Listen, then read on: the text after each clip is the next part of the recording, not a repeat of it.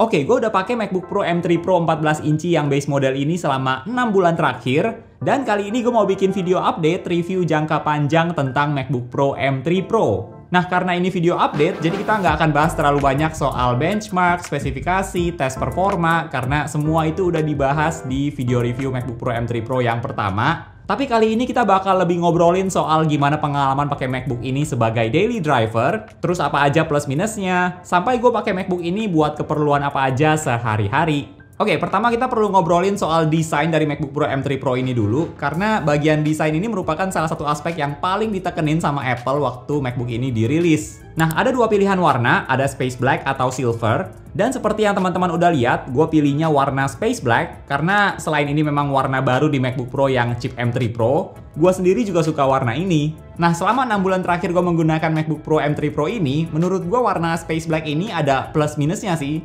Kelihatannya memang laptop yang serius banget ya buat para profesional gitu kan. Tapi kalau siang-siang kalian bawa ke cafe misalnya, atau ke tempat yang lightingnya bagus, warna Space Black ini bikin debu jadi kelihatan jelas banget. Dan MacBook kalian bakal kelihatan kayak kotor terus gitu, padahal udah dibersihin. Kalau di indoor kayak gini kelihatannya ya bagus-bagus aja kan, tapi kalau dibawa keluar, debunya bakal kelihatan di mana-mana. Selain itu, MacBook dengan warna gelap kayak gini pasti yang jadi pertimbangan juga adalah soal fingerprint.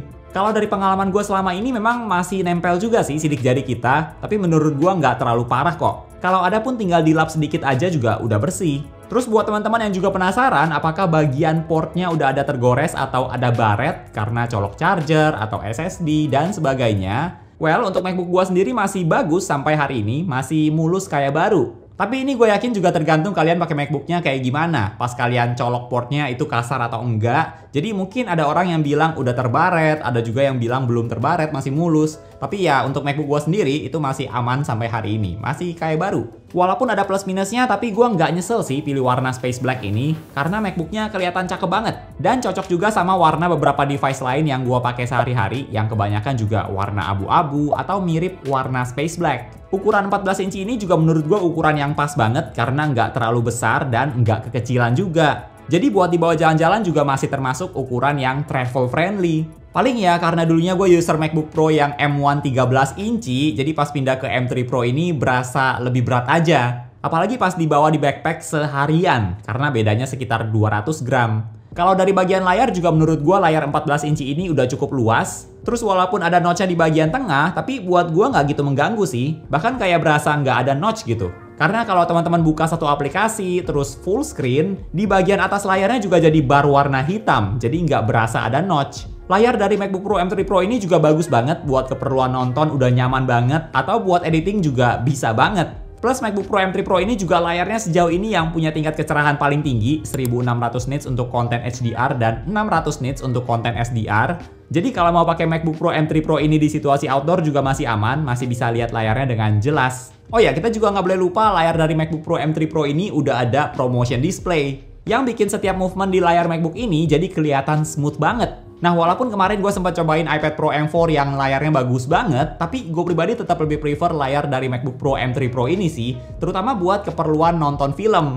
Karena layar MacBook tuh aspek rasionya pas buat nonton, jadi black bar-nya juga nggak terlalu besar, dan filmnya bisa kelihatan lebih luas. Kalau di iPad, sebenarnya semua iPad sih, karena aspek rasionya 4:3, jadi black bar-nya kelihatan gede banget. Jadi biasanya buat gue pribadi, kalau misalnya untuk keperluan nonton, gue akan cenderung lebih suka nonton di MacBook Pro M3 Pro dibandingkan di iPad. Warna yang ditampilkan di layar MacBook Pro M3 Pro ini juga bagus banget kok. Kalau buat nonton udah cakep banget warnanya, terus buat editing juga cocok, termasuk main games yang grafisnya bagus juga bisa banget. Buat teman-teman yang merasa layar bagus di laptop itu penting banget, gue yakin kalian bakal suka layar dari MacBook Pro M3 Pro ini. Selain itu, sejak gue ganti ke MacBook Pro tipe 14 inci kayak gini juga, gue jadi lebih jarang pakai dongle atau USB-C hub. Karena di MacBook Pro M3 Pro ini juga portnya udah cukup buat keperluan gue. Karena kerjaan gue banyak pakai kamera, slot SD card tuh penting banget, dan di MacBook ini udah ada slot SD card bawaan. Terus ada 3 port USB-C, port HDMI, port MagSafe buat charging, dan headphone jack. Kalau gue pribadi seringnya tuh pakai beberapa port Type-C buat SSD atau hard disk karena mau simpan atau ambil footage buat diedit. Atau kadang cuma pakai satu port Type-C aja, tapi kadang juga di video-video tertentu bisa kepake tiga-tiganya pas lagi edit video. Jadi setiap port yang ada di MacBook Pro M3 Pro ini buat gue membantu banget biar workflow gue jadi lebih simple dan lebih cepet juga karena nggak harus disambungin ke USB-C hub dulu. Kebanyakan aksesoris yang gue pakai di MacBook juga wireless sih, jadi pasti sedikit banyak juga membantu supaya portnya tetap mulus sampai hari ini. Contohnya gue pakai wireless keyboard Satechi Slim X1, terus mouse-nya juga pakai Logitech MX Master 3S, dan wireless headphone AirPods Max. Tapi kalau misalnya lagi edit video, gue juga biasanya pakai AirPods Max-nya sambil disambungin ke headphone jack yang ada di MacBook, supaya pas edit videonya bisa tepat karena nggak ada delay. Oh ya, speaker dari MacBook Pro M3 Pro ini juga juara banget. Kadang juga gue pakai MacBook ini buat dengerin lagu atau podcast sambil syuting B-roll video. Soalnya speakernya tuh enak banget. Suaranya kencang dan jelas, terus bassnya juga terasa.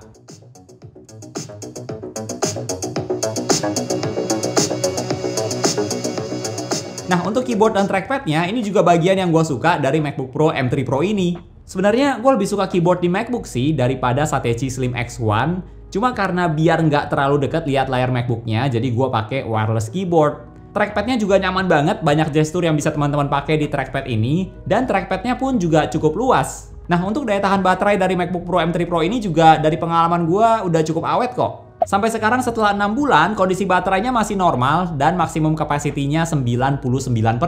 Udah nggak 100% lagi sih, karena MacBook ini gue pakai setiap hari, tapi masih awet kok baterainya. Masih bisa gue gunakan seharian untuk keperluan browsing, nonton, atau buat skrip YouTube kayak gini juga bisa seharian. Tapi kalau buat edit foto atau video, itu pasti baterainya bakal lebih cepat habis. Nah, seperti yang pernah gue mention juga, jadi setiap MacBook yang udah Apple Silicon menggunakan chip M series, itu rata-rata udah punya daya tahan baterai yang lebih bagus. Termasuk MacBook Pro M3 Pro ini yang walaupun punya spesifikasi tinggi, bisa buat kerjaan berat, tapi tetap punya efisiensi yang bagus. Nah, untuk storage dari MacBook Pro M3 Pro yang gue pakai ini, karena ini tipe yang base model, jadi storage minimumnya 512GB.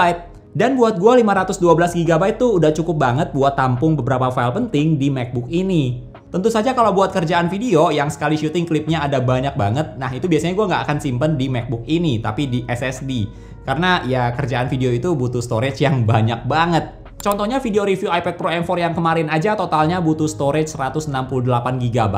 Dan kadang ada video-video tertentu yang lebih panjang atau butuh banyak footage, itu bisa 200GB lebih. Dan kalau disimpan di MacBook bakal cepet penuh. Makanya gue biasa selalu simpen di SSD eksternal supaya nggak makan storage MacBook. Untuk performa dari MacBook Pro M3 Pro ini, dari pengalaman gue nggak ada keluhan apa-apa. Biasanya ada dua kerjaan utama yang gue kerjain di MacBook Pro ini, yaitu yang pertama buat edit foto dan video. Kalau buat edit foto sih, MacBook Pro M3 Pro ini nggak ada masalah ya. Ngapain aja cepet banget, apply preset, export foto, itu semua lancar dan kayaknya masih dianggap sebagai kerjaan yang ringan sama MacBook ini. Bahkan untuk edit video 4K 10-bit itu juga masih termasuk lancar, apalagi kalau footage dari iPhone itu lebih lancar lagi, dan pas lagi edit video atau ekspor video kipasnya pun juga nggak nyala, yang artinya masih dianggap bukan kerjaan berat sama MacBook ini. Untuk video review iPad Pro M4 kemarin yang durasinya hampir 13 menit, itu bisa diekspor dalam waktu 6 menit 52 detik di Final Cut Pro, jadi cepet banget. Kayaknya buat kerjaan gua MacBook ini masih belum gua push performanya sih, karena ngapain aja udah lancar banget. Buat multitasking buka banyak aplikasi, buka banyak tab di Safari, itu juga lancar-lancar aja.